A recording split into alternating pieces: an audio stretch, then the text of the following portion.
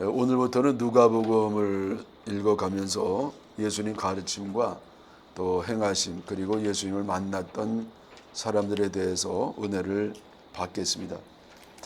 잘 아시는 것처럼 예수님의 이 교훈과 행적은 복음서에 기록이 되어 있습니다. 복음서는 네 책이잖아요. 그래서 마태, 마가, 누가, 요한 복음인데 거기에 예수님의 그 가르침 그리고 행하심이 기록이 되어 있습니다. 대부분 다 아시죠. 마태는 세리 출신이었는데 예수님 12제자 됐고요. 또 마가는 이 마가 다락방의 아주 귀한 아들 출신이었고요. 또 요한은 예수님의 가장 사랑을 받았던, 그리고 다 11제자가 순교당했는데 혼자만 이제 순교를 안 당했지만은 순교와 다름없는 그런 순교적인 고난의 삶을 살았습니다.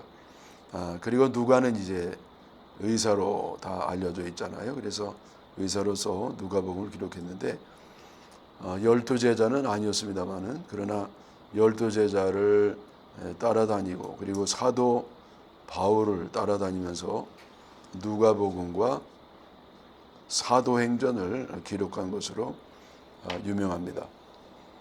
그래서 이 마태는 예수님을 어떤 관점에서 봤다고 그랬죠? 왕의 관점에 봤어요. 그래서 예수님이 왕으로 봤고, 또 유대인들을 위해서, 물론 모든 사람 다 보라고 기록했습니다만은 특별히 그 유대인들을 위한 복음서를 기록했습니다. 또 마가는요, 예수님을 종으로 봤어요.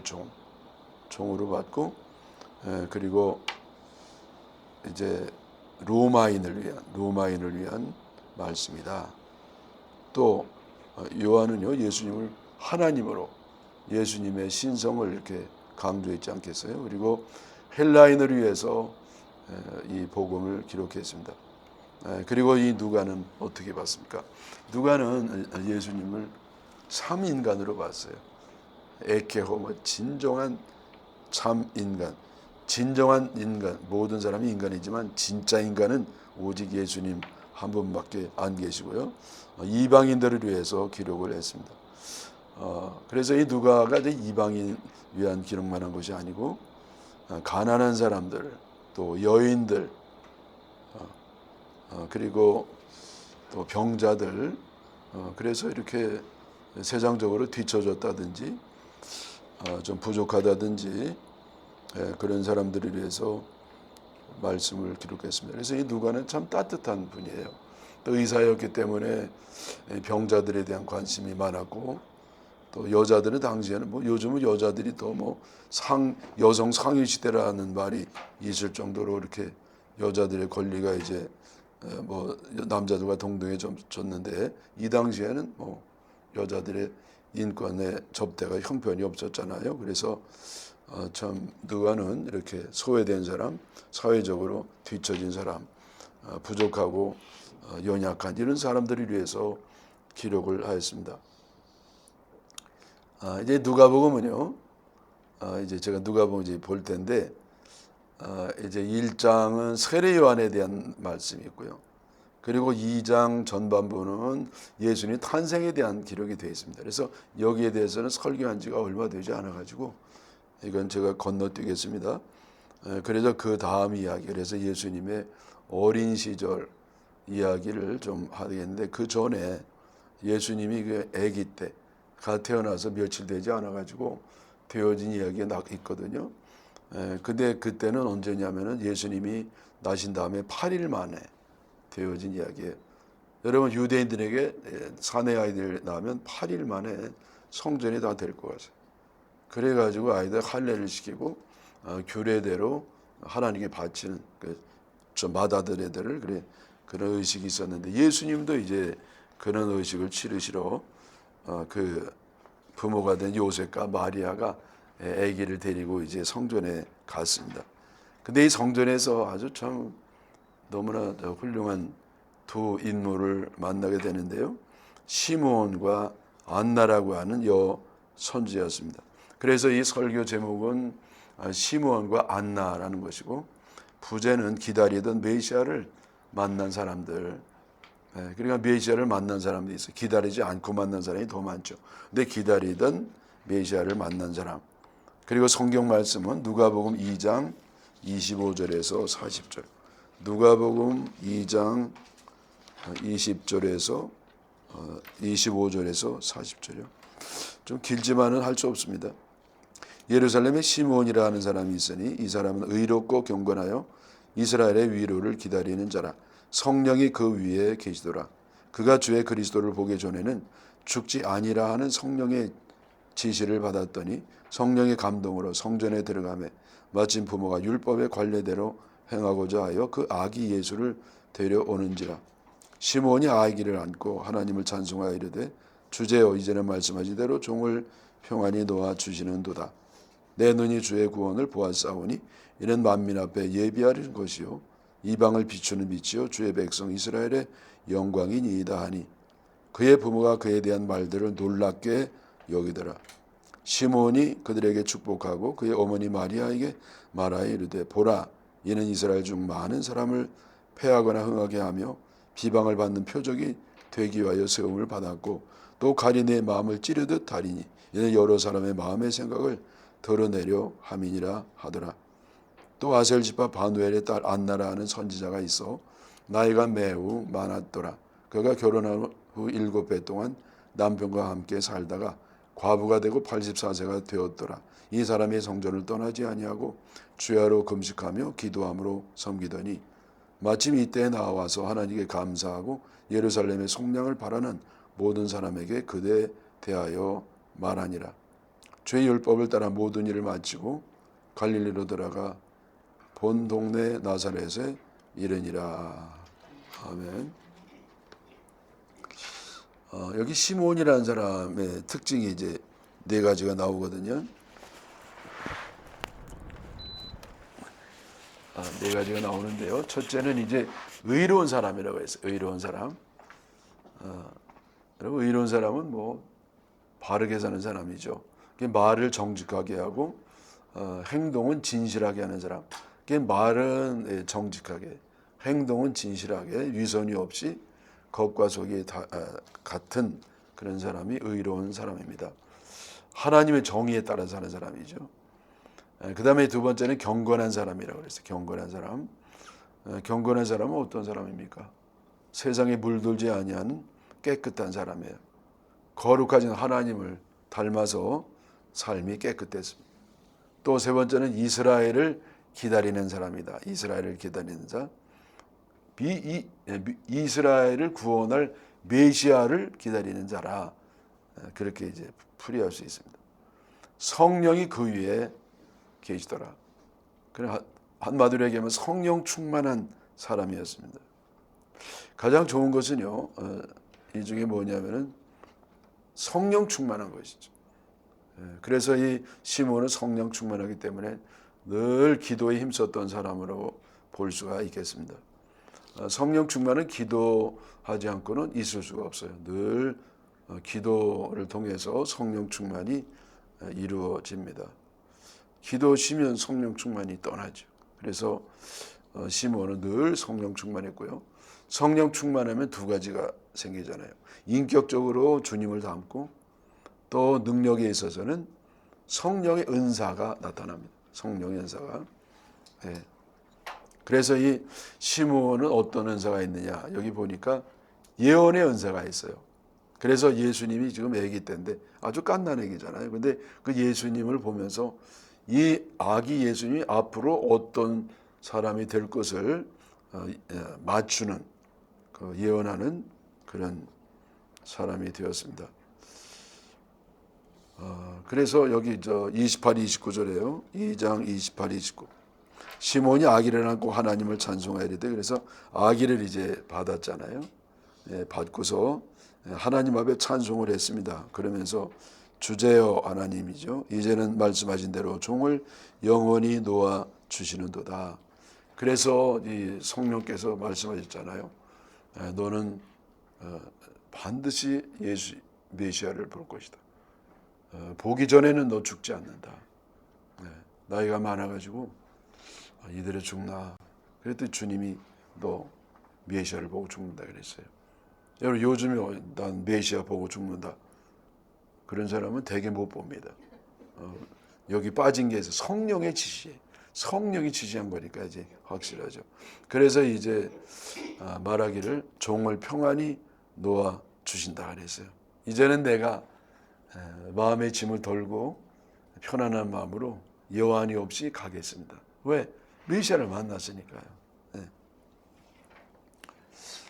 그리고 31절 이는 만민 앞에 예비하신 것이요 이방을 비추는 빛이요 주의 백성 이스라엘의 영광이니이다. 그래서 만민 앞에 예비한 것이라는 만민 앞에. 그래서 그 유대인들만이 아니고 만민 모든 사람에게 예비한 분이시고 이방을 비추는 빛이다. 이방을 비치는 빛이에요. 그럼 이스라엘을 비치는 빛은 아니냐? 그것도 되죠. 그래서 주의 백성 이스라엘의 영광이니이다. 여러분 여기 보세요. 그러니까 이스라엘이 먼저가 아니고 이방인이 먼저예요. 그러니까 여기 그 누가가 이방인들에 대한 관심이 참 지대하구나. 대개는 유대인 먼저 쓰잖아요. 유대인 먼저 하고 뭐 이렇게. 근데 이제 이방을 먼저 이렇게 지칭하는 걸 보면 이방인에 대해서 관심이 많은 걸 볼 수가 있겠습니다. 또 이제 34절에 시몬이 그들에게 축복하고 그의 어머니 마리아에게 말하여 이르되 그래서 요셉과 마리아와 아기를 시몬이 축복을 했잖아요. 이분도 뭐 예언자 같아요. 뭐 그냥 뭐 교회 뭐 늘 왔다 갔다 한 사람이 축복했겠어요. 이 시몬이 딱 하나님의 영적 권위를 가지고 이제 축복을 하는데 뭐라고 하냐면은 이는 이스라엘 중 많은 사람을 패하거나 흥하게 하며 비방을 받는 표적이 되기 위하여 세움을 받았고 이렇게 말했습니다. 여기요 좀 또 한 가지 좀 뭐라고 하나 상식적이 아닌 걸 발견할 수 있지 않겠어요? 그게 뭐겠습니까? 그건 뭐냐면은 이 시몬이 마리아에게 얘기해. 어머니 마리아에게.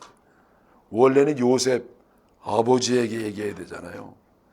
되게 집에 그 영적 권위 가장은 남자니까 요셉에게 얘기해야 되는데 요셉을 또 관둬라 말이야. 그리고 마리아에게 딱 얘기하는 거 보면 이 여성에 대한 관심, 사회적으로 좀 뭐라거나 조금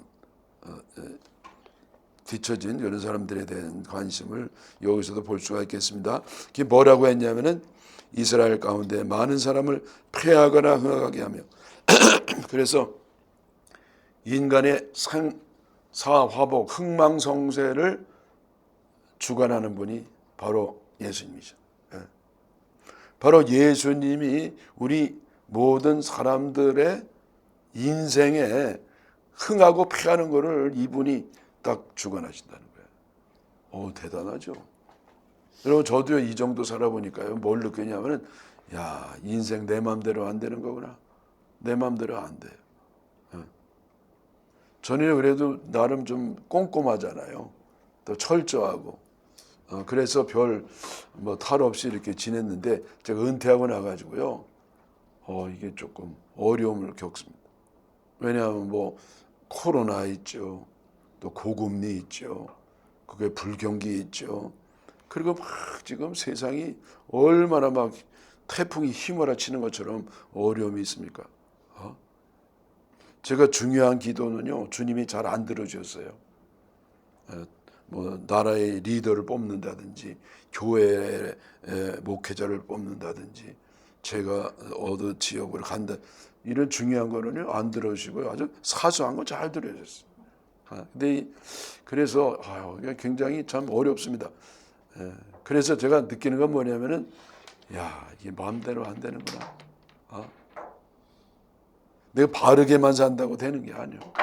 상식적으로가 안 돼요. 합리적으로 안 되고 뭔가 이상합니다. 이제 거꾸로 되고요. 막 희한한 사람이 더 큰 소리 팡팡 치고 그 따르는 사람 더 많고 그리고 막 어떤 사람은요 하나님과 전혀 상관없이 사는데도 막 이런 기회에 돈 버는 사람이 있는가 하면 정말 철저히 성실하게 땀 흘려 일하는 사람들은요 다 어렵고 말이지. 벼락끝이 되고. 그래서 야, 이거 제가 할 수 있는 게 없단 말이죠. 제가 할 수 있는 게 없어요. 다 외부적인 것이고 불가항력적인 겁니다. 그래서 제가 느끼는 건 뭐냐면 흥하고 피하는 것이 주님께 달려 있구나.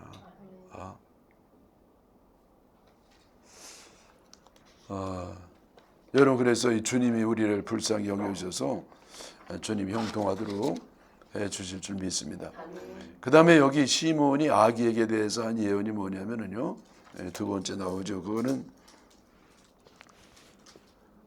35절. 또 칼이 내 마음을 찌르다 다니니 이는 여러가 사람의 마음의 생각을 드러내려 함이니라 하더라. 칼이 내 마음을 찌르듯 할 것이다. 여기 칼은 어떤 칼이에요? 진리의 칼, 하나님의 말씀의 칼, 좌우의 날성 검과 같은 그런 하나님의 말씀이 예수님의 입에서부터 나오게 된다. 그래서 그 예수님의 말씀을 듣는 사람은 칼이 마음을 찌르는 것처럼 자기 마음을 찔러요. 찔르면 어떤 일이 일어나느냐? 여러 사람의 마음의 생각을 드러내려 함이니라. 마음의 생각이 다 드러납니다. 여러분, 칼이요, 이 사시미 칼이라고 회칼 있잖아. 이 쇠칼은 칼도 임원해요. 네모지고, 그것도 왜 네모진가 몰라. 그래가지고 뭐 얼마나 그냥 이 종이가요 갖다 대면 씩씩 날라가. 근데 이거는 좌우의 날성검이야. 양면이 쌀쌀.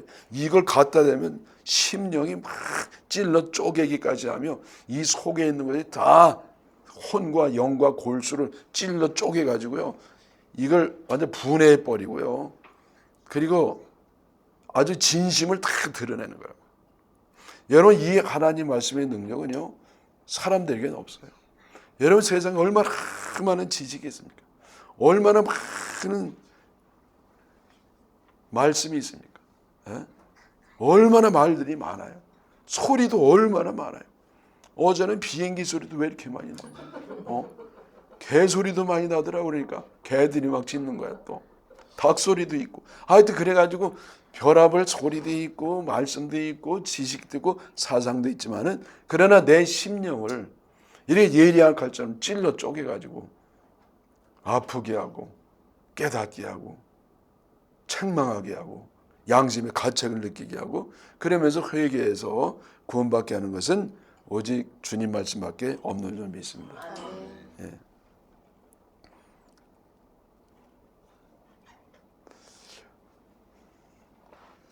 자, 그 다음에 여기 한 가지 또 있는데, 그건 뭐냐면요, 비방을 받는 표적이 되기 위하여 수용을 받았고, 34절 후반부에 나오잖아요. 그래서 비방을 받는 표적이 되기 위하여 수용을 받았다. 그러니까 예수님이요, 백성들에게 호산나 찬송하고 환영을 받고 축복을 받고 높임을 받고 존경을 받고 기림을 받고, 물론 그렇지만은 그뿐만 아니잖아요. 예수님은 그 전에 하신 일이 있어요. 그게 뭡니까? 온 세상 사람들에게 표적이 됐어요. 어떤 표적이냐? 완전히 비방의 표적이 됐어요. 아이, 꼴 좋다. 황제에게 완전 대들고 말이야. 지가 왕이라더니 꼴 좋다. 너 어디 왕 노릇 해봐라. 그래서 사람들에게 조롱을 받고 빈정거림을 받고 억울하게 당하고, 예수님은 그걸 통해서 인류를 구원하는데요, 사람들은 그 예수님을 미워하고 싫어하고 막 비방하는 겁니다. 세상에 엉터리도 이런 엉터리는 세상에 없습니다. 자기를 구원해 주러 온 예수님을 이렇게 비방하는 일은요, 세상에 없잖아요. 세상에 이보다 억울한 일이 어디 있겠습니까? 그래서 이건 비단 예수님뿐만 아닙니다. 우리가 주님의 뜻대로 산다고 해서 다 존경하고 축복받고 상받고 사람들에게 고임을 받지 않는단 말이죠. 억울한 일을 당해요. 비난도 받고 욕도 먹고. 그래서 그런 걸 위해서 주님이 오셨다는 겁니다. 이런 예언을 안 해줬으면 좋겠잖아요. 아예 입 밖에 내지도 않든지. 그러니까 시므온은 정말 진짜 예언자였죠. 여러분, 이 사도 바울도 그렇잖아요. 사실은 사도 바울 천국에서는 상이 뭐 크고, 하여튼 요즘 교회도 보면은요, 하여튼 사도 바울이 제일 가운데 있어. 베드로하고 둘이 제일 높이면 받아요. 그러나 사실은 얼마나 죽을 고생을 했다고요. 바울 사도는. 뭐 잘못했어요? 예수님 전한 잘못밖에 없었는데. 여러분 세례 요한도 마찬가지잖아요. 세례 요한도 뭘 잘못했어요? 왕에게 잘못을 지적했다고. 그래서 목이 탁 잘려서 쟁반에 아니 어떻게 그럴 수가 있냐고요.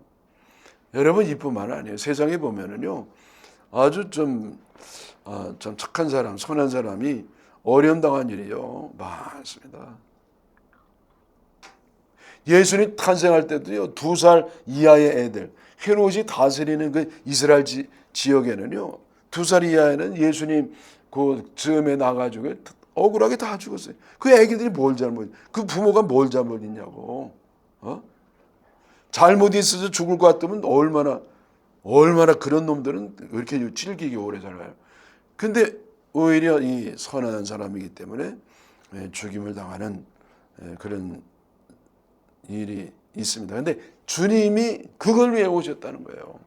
또 이 사도 바울도 이방인들이란 사도 너는 고난을 위해서 네가 택함을 받았다고 분명히 기록되어 있습니다. 그러나 이제 별 잘못도 없이 저도요 이 암이 걸려가지고 힘들어하고 있는데 주님이 주신 말씀이 바로 이 말씀입니다. 아파 죽겠는데 항상 기뻐하래요. 그리고 이게 왜 이렇게 어려운 일이 있는가 그랬더니 범사에 감사하래요. 그래서 좀 마음이 좀 불편했더니 쉬지 말고 기도하래요. 기도를 좀 쉬었더니 그래가지고 무슨 일이 있든지 아무리 결혼이 있어도 항상 기뻐하고 쉬지 않고 기도하고 모든 일에 쉬지 말고 기도하는 거 여러분 그것이 우리 삶의 비법이에요. 우리가 어떠한 형편이든지 행복한 삶을 사는 비결이 뭐냐? 기뻐하는 거와 감사하는 거와 기도하는 거예요. 저도요 이제 교인이 좀 비교적 많았잖아요. 그래가지고 어떤 분은 너무 어려운 그런 문제 가지고 상담해 오는 분이 있어요. 그건 제가 주로 하는 말이 있습니다. 그러면 집사님 무조건 기뻐하세요. 무조건 기쁘게 사세요. 어떻게 기쁘게 사냐? 그러니까 무조건 기쁘게 살라는. 그리고 무조건 감사하고 어떤 일이 있어도 기도 쉬지 말고 기도하고. 여러분 이것이 참 우리 삶의 승리의 비결인 줄 믿습니다. 여러분 외적 환경에 있는 거야. 이건 우리가 택할 수가 없어요. 내가 할 수 있는 건 뭐냐? 기뻐하고 감사하고 기도하는 겁니다. 그러면 우리를 승리하게 하는 줄로 믿습니다. 여러분 이와 같은 은혜가 넘치시기를 축원합니다.